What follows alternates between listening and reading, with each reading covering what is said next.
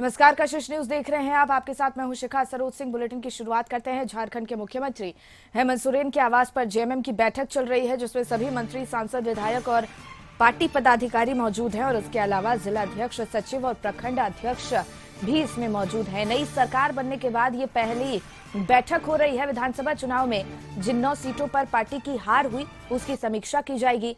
दिसंबर में होने वाले महाधिवेशन को लेकर भी चर्चा होगी। पार्टी के केंद्रीय अध्यक्ष के चुनाव पर भी चर्चा संभव है और साथ ही सरकार की योजनाओं का आम लोगों को ज्यादा से ज्यादा फायदा कैसे मिले, इस पर भी मंथन किया जाएगा।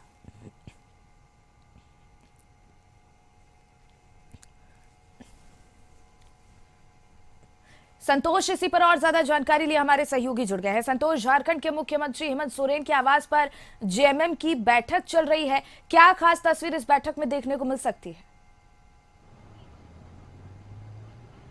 देखिए, यह चुनाव के बाद जो विधानसभा का चुनाव हुआ उसके बाद यह केंद्रीय समिति का पहला बैठक है, क्योंकि मुख्यमंत्री की अध्यक्षता में यह बैठक हो रही है, क्योंकि आने वाले समय में महाअधिवेशन होना है झारखंड मुक्ति मोर्चा का।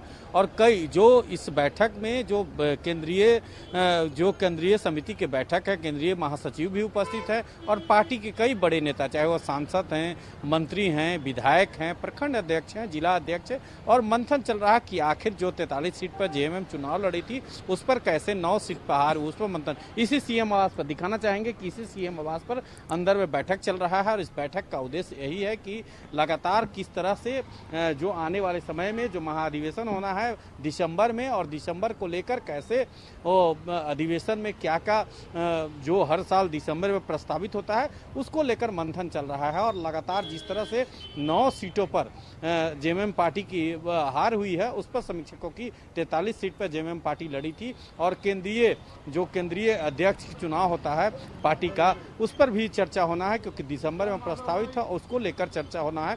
कई मुद्दे पर चर्चा हो रही है, अभी भी बैठक चल रही है, और बैठक के बाद क्या तस्वीर आता है, कब अधिवेशन होगा इस पर, और जो झारखंड सरकार का योजना चल रहा है उस पर कैसे जो आने वाले आम जनों हैं, जो आम जन तक पहुंचाने की प्रक्रिया है वो कैसे और कार्यकर्ताओं को बताया जाए, और क्या जो बोर्ड और निगम में जो सीट खाली है उस पर कैसे कौन कौन को बैठाया जाए। जी अब बिल्कुल संतोष, तो इसमें सभी मंत्री, सांसद, विधायक और पार्टी पदाधिकारी भी मौजूद हैं और इसके अलावा जिला अध्यक्ष भी हैं, सचिव और प्रखंड अध्यक्ष भी इसमें मौजूद हैं।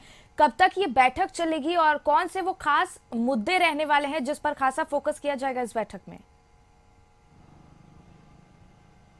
देखिए, सबसे अहम मुद्दा इसमें महाधिवेशन होना है। केंद्रीय जो जेएमएम पार्टी है उसका महाधिवेशन दिसंबर में प्रभावित होता है, और जो केंद्रीय अध्यक्ष हैं जेएमएम पार्टी के उनका चुनाव होना है, तो उस पर सबसे मेन फोकस उसी पर होगा, क्योंकि महाधिवेशन दिसंबर में जो राज्य स्तरीय मोरहाबादी मैदान में होता है उस पर फोकस किया जा रहा है, और जो केंद्रीय अध्यक्ष हैं पार्टी के उन पर चुनाव होना है। अभी फिलहाल शिबू सोरेन जो गुरुजी हैं वो पार्टी के अध्यक्ष हैं, तो उन पर मंथन हो रहा है कि आखिर आने वाले समय में कैसे चुनाव का स्वरूप हो और कैसे इस पर समीक्षा किया जाए, और महाधिवेशन जो होना है उस पर क्या क्या तैयारी हो, कैसे जिला स्तरीय के लोग, जिला से प्रखंड से गांव तक लोगों को महाधिवेशन में बुलाने का कैसे कैसे व्यवस्था की जाए उस पर समीक्षा की जा रही है। और जो 9 सीट पर जेएमएम चुनाव हार चुकी है उस पर समीक्षा किया जा रहा है कि आखिर कैसे जो प्रखंड स्तर पर या जो बूथ स्तर पर कैसे चूक हुआ, आखिर क्या कारण रहा कि 9 सीट जेएमएम